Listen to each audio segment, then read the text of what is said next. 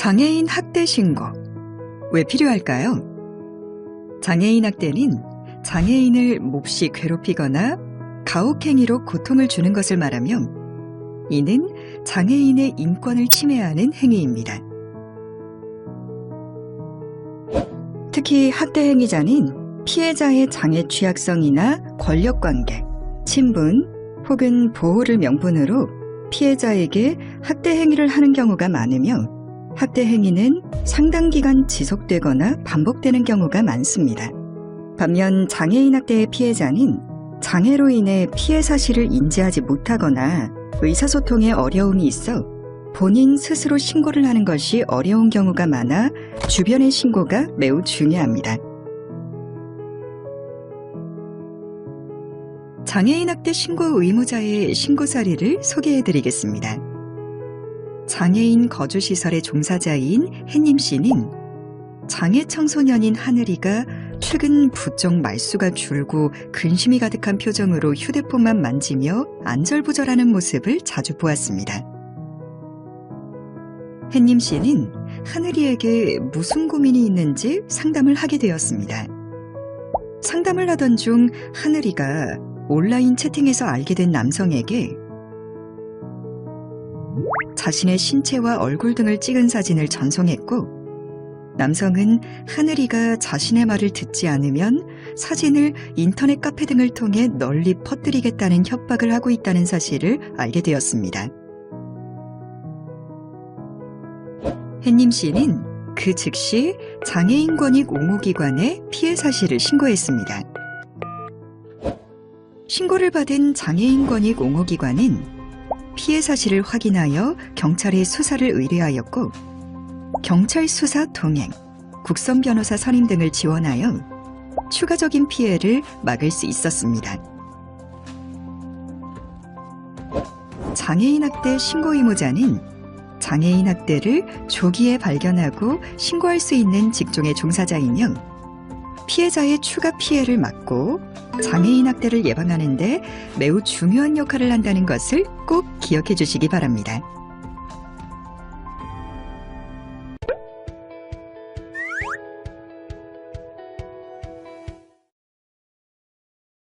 학대란 무엇일까요?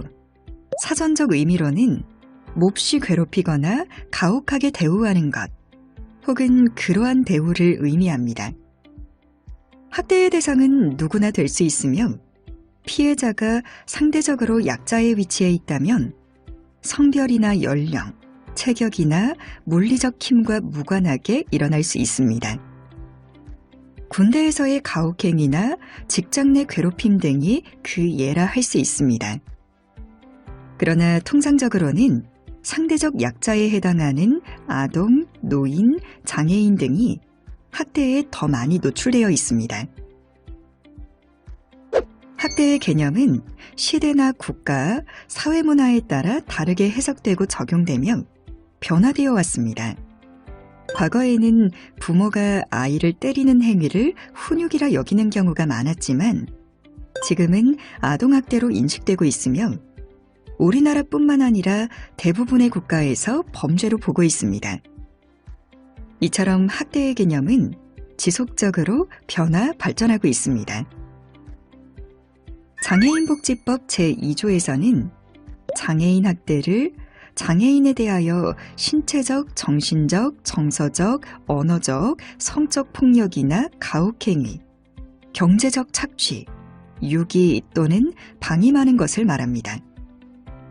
이러한 법 규정에 따라 장애인 학대는 그 유형을 신체적 학대, 정서적 학대, 성적 학대, 경제적 착취, 유기와 방임으로 분류하고 있습니다. 장애는 특정 연령대에 국한되는 것이 아니기 때문에 장애인 학대는 아동부터 노인까지 전 연령대에 걸쳐서 발생하고 있습니다. 장애인 학대는 장애인의 인권을 침해하는 행위로 피해 장애인과 행위자 사이에 권력관계가 있는 경우가 많고 친분 혹은 보호를 명분으로 피해자를 이용하는 경우도 많습니다.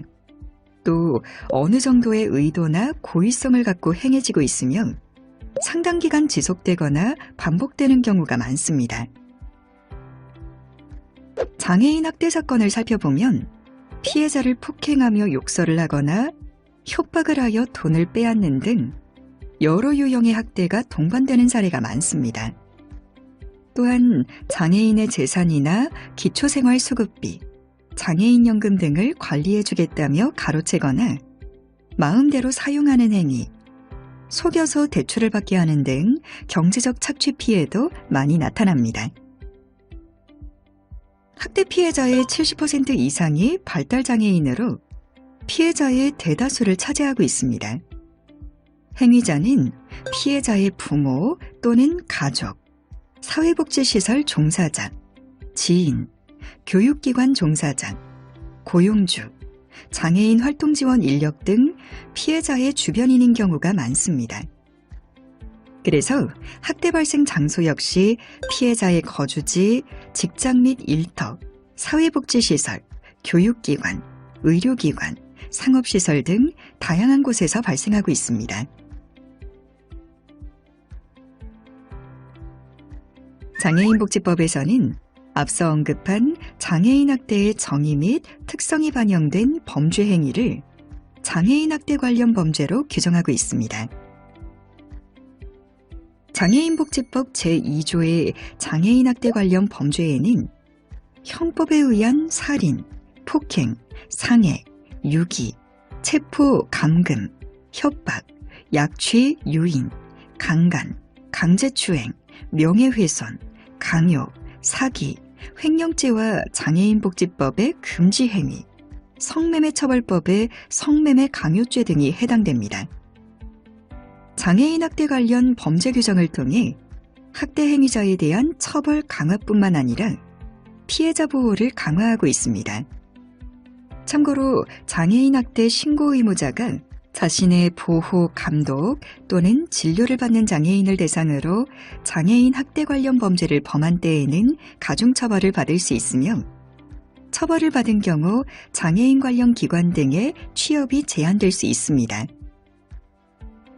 장애인복지법 제59조의 9에서는 인권 침해 행위에 대한 금지를 명시하고 이를 위반할 경우 처벌할 수 있도록 금지 행위를 규정하고 있습니다.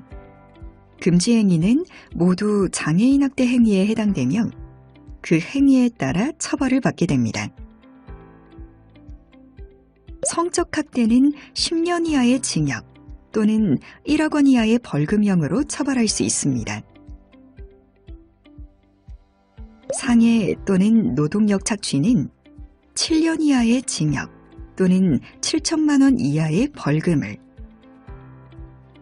폭행, 유기, 방임, 구걸, 강요, 감금 또는 정서적 학대는 5년 이하의 징역 또는 5천만 원 이하의 벌금으로 처벌할 수 있습니다. 장애인에게 경제적 착취를 한 경우는 3년 이하의 징역, 3천만 원 이하의 벌금으로 처벌할 수 있습니다. 금지 행위를 위반할 경우 엄하게 처벌하도록 하는 것은 장애인을 각종 범죄로부터 보호하는 한편 장애인의 인권 보장에 기여하기 위한 것입니다. 이제부터 장애인 학대 유형별 특성과 대표 행위, 징후에 대해 알아보도록 하겠습니다.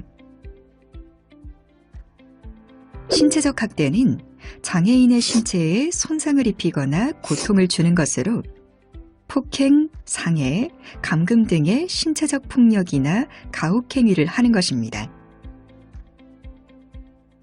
대표 행위에는 손이나 발 등 신체나 도구를 사용해 때리거나 상처를 입히는 행위, 체벌과 기압, 원치 않는 수술이나 시술을 받게 하는 행위 등이 해당합니다. 또한 장애인의 신체 일부인 휠체어 등의 보조기기를 훼손하거나 임의로 작동시키는 행위 또한 신체적 학대로 볼 수 있습니다. 신체적 학대의 징후로는 설명할 수 없는 상처와 멍, 물린 자국, 흉터, 골절, 화상 등의 상흔이 관찰되거나 특정 사람에 대한 접촉을 피하거나 두려워할 때 학대를 의심해 볼 수 있습니다.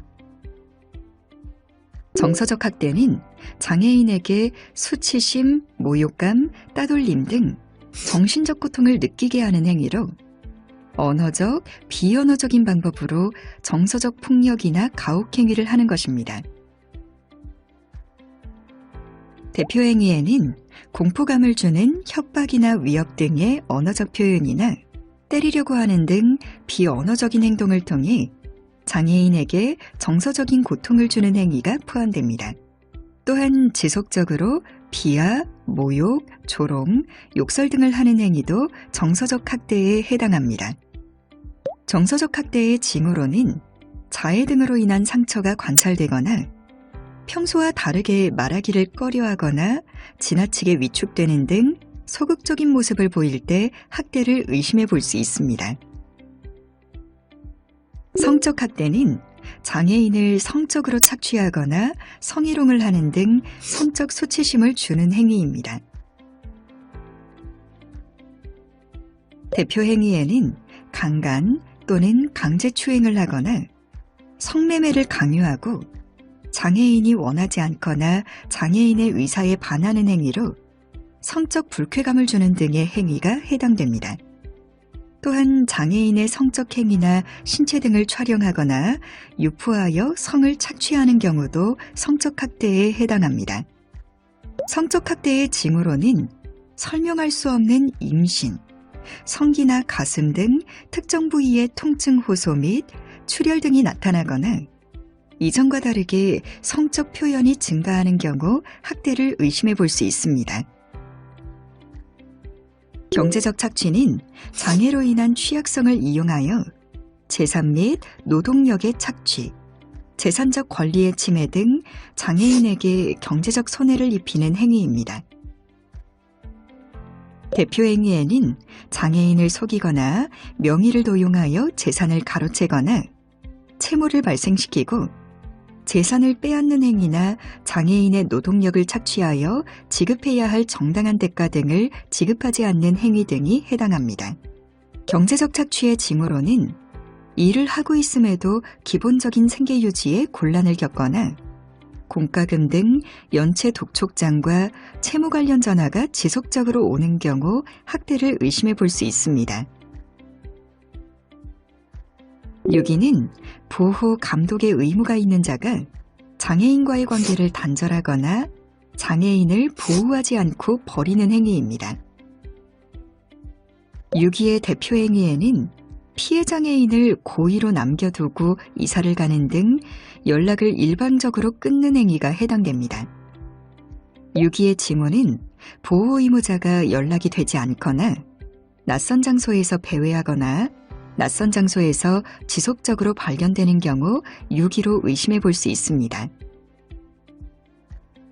방임은 보호, 감독의 의무가 있는 자가 장애인의 기본적인 보호나 치료 등을 소홀히 하는 경우와 장애인이 스스로 자신을 돌보기를 포기하거나 다른 사람의 도움을 거부하는 행위가 해당됩니다.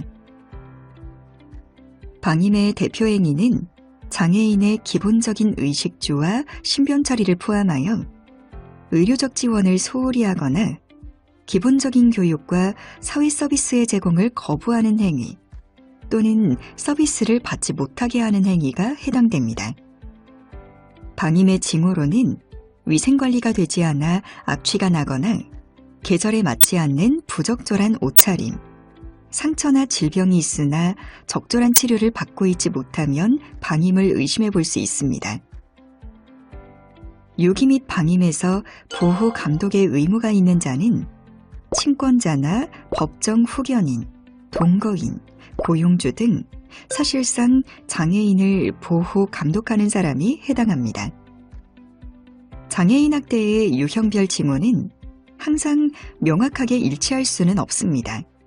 하지만 대표 행위에 해당하는 사건이 발생하거나 학대 징후가 발견될 때는 그 즉시 장애인권익 옹호기관 1644-8295 또는 경찰 112로 신고하시기 바랍니다.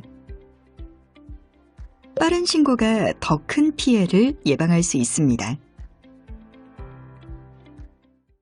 2차 시에서는 판례를 통해 실제 장애인 학대 사례를 살펴보고 장애인 학대 신고와 피해자 지원에 대해 알아보겠습니다. 먼저 판례를 통해 실제 장애인 학대 사례를 살펴보겠습니다.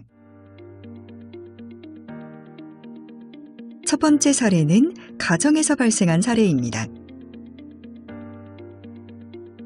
장애가 있는 지훈 씨는 평소에 아무런 일을 하지 않고 방 안에서 휴대폰과 인터넷만 했습니다. 아버지는 이런 지훈 씨가 못마땅해 자주 화를 냈습니다. 그러던 어느 날 아버지는 방에 누워있는 지훈 씨에게 휴대폰 충전기를 휘둘러서 눈에 상처를 냈습니다. 법원은 휴대폰 충전기를 사용해 아들인 지훈 씨를 다치게 한 행위를 장애인 학대로 인정하여 벌금형을 선고하였습니다. 이 사례는 함께 살고 있는 가족에 의해서 발생한 장애인 학대 사건으로 아버지가 장애인인 아들의 신체에 상처를 입힌 것은 신체적 학대에 해당됩니다. 신체적 학대는 신체나 도구를 사용하여 때리거나 상처를 입히는 행위는 물론 체벌과 같이 몸을 고통스럽게 만드는 행위가 해당됩니다. 두 번째 사례는 장애인 복지시설에서 발생한 사례입니다. 장애인 보호작업장의 원장은 근로자인 은수 씨와 노을 씨가 서로 다투자 작업장에 있던 사람들이 보는 앞에서 서로의 뺨을 때리며 싸우라고 강요했습니다. 원장은 은수 씨와 노을 씨가 주저하자 은수 씨의 뺨을 때리며 직접 시범을 보이기까지 했습니다. 이뿐만 아니라 원장은 작업장의 장애인 근로자들에게 유통기한이 수개월이나 지난 식품을 식사와 간식으로 제공하였습니다. 법원은 이 사례에서 서로 뺨을 때리게 지시한 행위는 정서적 학대에 해당하는 것으로 보았고 또 유통기한이 경과의 상한 식재료를 장애인 근로자에게 제공한 것은 건강에 영향을 끼치지 않더라도 장애인복지법에서 금지하고 있는 방임 행위에 해당한다고 보아 유죄로 판결하였습니다. 이 사건의 행위자는 피해자들이 서로 싸우도록 강요했으며 피해자들이 이에 따르지 않자 뺨을 때리며 겁을 주었습니다. 이러한 행위는 정서적 학대에 해당하며 정서적 학대는 공포심을 주는 행위, 수치심이나 모욕감을 느끼게 하는 행위, 장애를 이유로 따돌리거나 소외시키는 등의 행위로 정신적인 고통을 주는 것을 말합니다. 또한 행위자가 피해자의 뺨을 때린 것은 신체적 학대에 해당됩니다. 원장이 자신의 보호를 받는 장애인들에게 유통기한이 지난 음식을 제공한 행위는 방임에 해당합니다. 보호, 감독의 의무가 있는 사람이 장애인의 식사 등을 포함한 일상생활을 제대로 지원하지 않고 소홀히 하는 것은 물론 치료가 필요함에도 방치하거나 기본적인 교육, 훈련을 전혀 제공하지 않는 행위도 방임에 해당합니다. 세 번째 사례는 어린이집에서 발생한 사례입니다. 장애아동인 현서는 낮잠 시간에 잠을 자지 않고 또 습관적으로 입술을 깨무는 버릇이 있었습니다. 장애아동 전담 어린이집 교사는 이러한 현서의 행동을 고치기 위해 손가락으로 현서의 입술을 튕기고 엉덩이를 때렸습니다. 법원은 어린이집 교사가 현서에게 한 행동들을 훈육이 아닌 장애인 학대로 보아 징역 4년에 집행유예 2년을 선고하였습니다. 이 사례는 돌봄에 책임이 있는 어린이집의 교사가 장애 아동에게 폭력을 행사한 것으로 신체적 학대에 해당됩니다. 네 번째 사례는 성적 학대 사례입니다.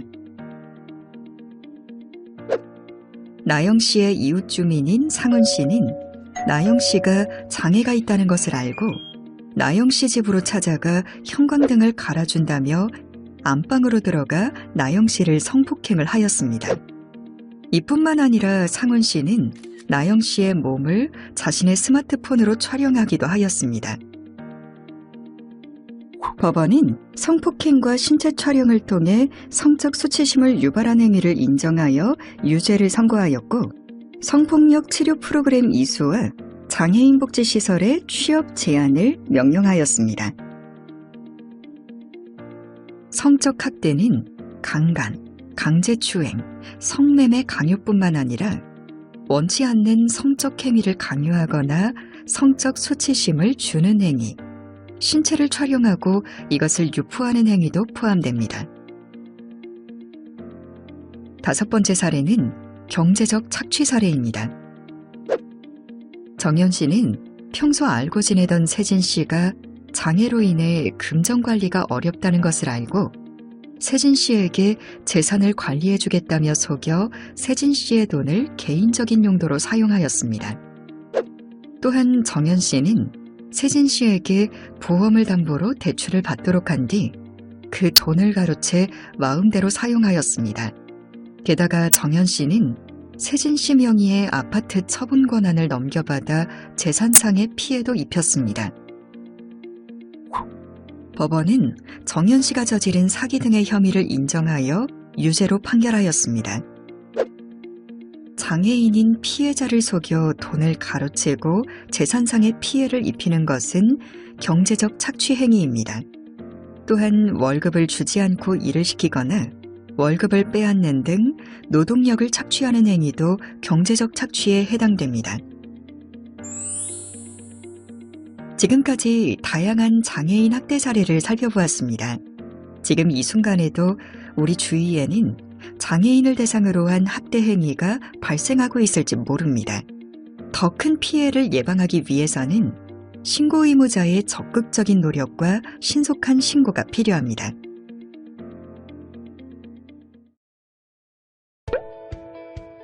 이제부터는 장애인 학대 신고에 대해서 알아보도록 하겠습니다.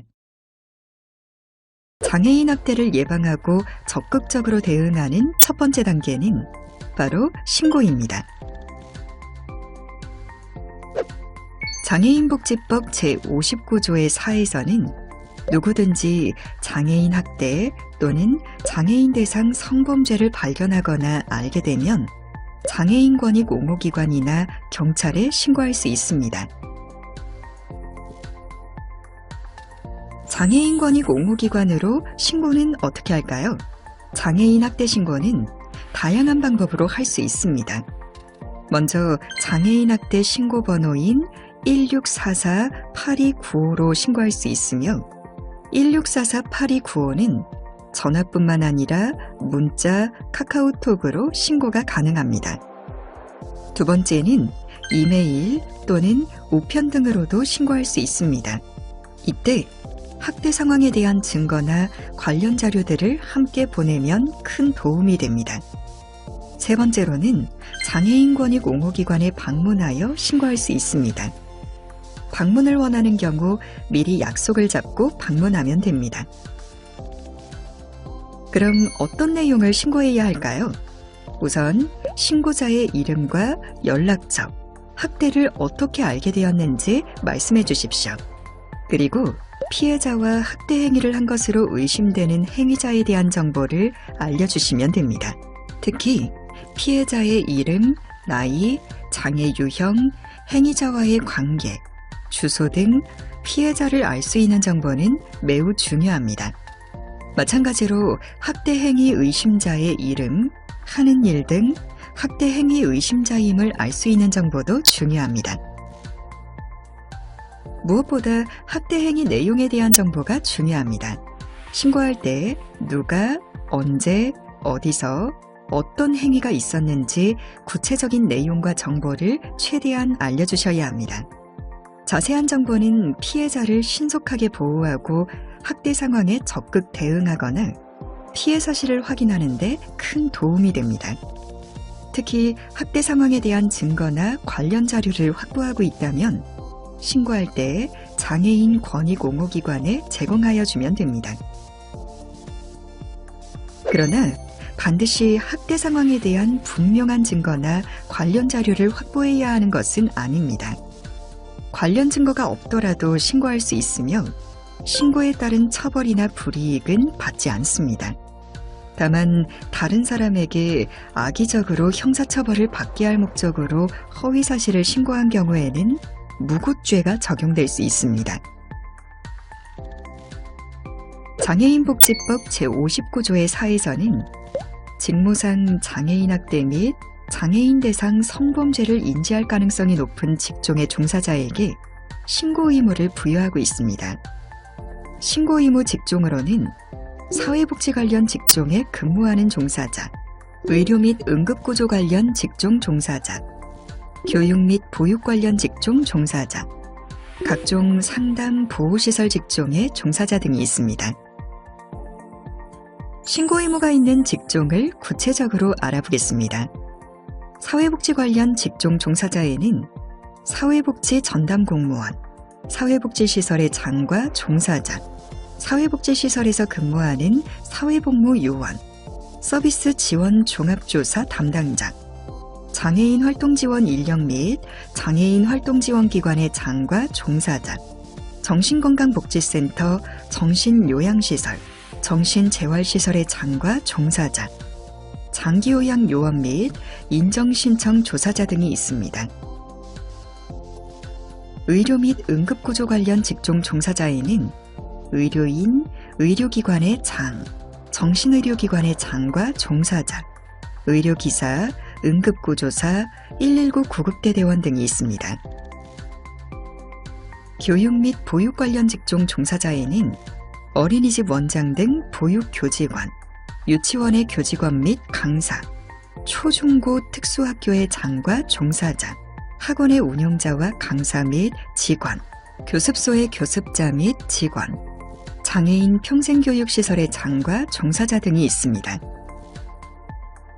상담 및 보호시설 관련 직종 종사자에는 성폭력 피해상담소, 피해자 보호시설, 피해자 통합지원센터의 장과 종사자, 성매매 지원시설, 피해상담소의 장과 종사자, 가정폭력 상담소, 피해자 보호시설의 장과 종사자, 건강가정지원센터, 다문화가족지원센터장과 종사자, 아동권리보장원과 가정위탁지원센터의 장과 종사자, 한부모가족 복지시설의 장과 종사자, 청소년시설 및 단체의 장과 종사자, 청소년 보호 재활센터의 장과 종사자 등이 있습니다. 만일 장애인 학대 신고 의무 직종에서 근무하는 종사자가 업무 수행 과정 중에 장애인 학대 발생 사실을 알고도 신고하지 않은 경우 300만 원 이하의 과태료를 부과하도록 하고 있습니다. 이처럼 높은 책무성을 부여하는 것은 누구보다 가장 가까이에서 장애인들을 지원하거나 함께 생활하고 있기 때문입니다. 그렇기에 직무상 장애인 학대를 알게 된 경우 책임감을 가지고 신고하여야 합니다. 장애인 학대를 인지하였다면 지체하지 말고 문제가 발생하면 즉시 신고해야 하며 단순히 상사에게 보고하는 것만으로는 신고 의무를 다한 것이 아니라는 점을 꼭 기억해 주시기 바랍니다. 혹시 신고한 사실이 알려질까 걱정되시나요?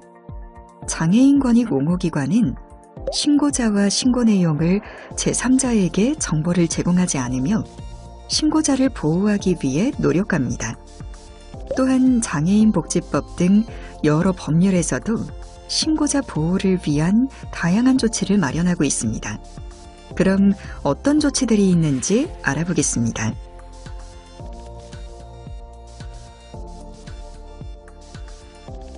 먼저 장애인복지법 제59조의 5에서는 장애인 학대 신고자에 대한 불이익 조치를 금지하고 있습니다. 장애인 학대 신고 등을 이유로 신고자에게 파면, 해임, 해고 등 신분 상실의 불이익 조치를 할 경우 2년 이하의 징역 또는 2천만 원 이하의 벌금형에 처해질 수 있으며 징계, 승진 제한, 전근, 직무 미부여 등 인사와 관련한 불이익 조치를 하였을 때에는 1년 이하의 징역 또는 1천만 원 이하의 벌금형에 처할 수 있도록 하고 있습니다. 그뿐만 아니라 장애인복지법 제59조의 6에서는 특정범죄 신고자 등 보호법 제7조부터 제13조까지의 규정을 준용하여 신고자를 보호하고 있습니다. 그 내용으로는 수사 과정에서 가명조서를 이용하여 신고자의 신분 노출을 막고 공판 절차에서 신고자를 보호하기 위한 여러 조치를 신청할 수 있으며 보복의 우려가 있는 경우 경찰에 신변안전 조치를 신청할 수 있습니다. 또한 신고자의 인적사항이나 신고자임을 알 수 있는 사실을 공개하거나 보도하는 경우 3년 이하의 징역 또는 3천만 원 이하의 벌금에 처하도록 하여 신고자를 보호하고 있습니다. 추가로 장애인 학대를 신고한 사람과 조사에 협조한 사람 등은 공익신고자 보호법에 따른 공익신고자로 신변보호 등의 조치를 받을 수 있습니다. 지금까지 장애인 학대와 장애인 학대 신고에 대해 알아보았습니다.